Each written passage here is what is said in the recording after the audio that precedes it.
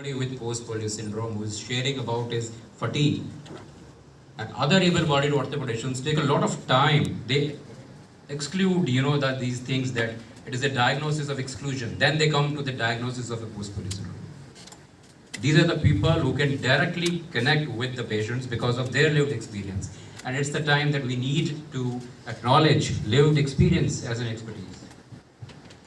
It increases awareness in the field of medicine. There cannot be a better example than a peer, than a faculty member with a disability who is amongst yourself. We recently had a senior resident who has mobility impairment. She is teaching first year physiology students all the clinical examinations. How? I'll come to that question very quickly. So where and when you need it in both the health system and education system. And not only in medical education system, but also in other health profession systems like the nursing, the physiotherapy and dentistry. Now, how can you impart disability inclusion? So, since we are in an institution of national importance, let's talk about the highest standards. And the highest standards are by World Federation for Medical Education, who has given a trilogy of global standards for quality improvement in medical education, devised recently in 2020. And there are 8 parameters where you need to understand these things.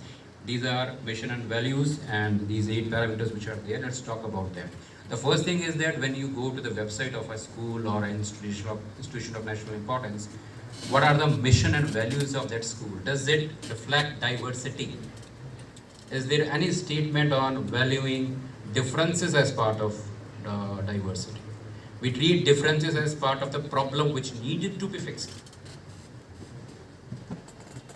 Is there an equal opportunity policy? We have a Law Rights of Persons with Disabilities Act which mandates, section 21 of it mandates that every establishment, public or private, needs to have an equal opportunity policy. Is it there? The institutions need to know. I'll be visiting 2 national institutes in Bhopal today and I haven't seen that on either of these. Seek to hire qualified faculty members with disabilities. Invite speakers with disabilities. Why? What is the benefit of that? Because when you invite people like me with a disability, I can tell you right there and then that the first place which needs to be accessible is the guest house of the All India Institute of Medical Sciences, Bhopal. Why? Because it has steps at 2 different locations which make somebody who is using a wheelchair or a crutches as a person with disability, because there is a definite barrier. Public work, you guys might miss it because of the blind spot, because you are not dependent upon, I can walk without crutches as you've seen.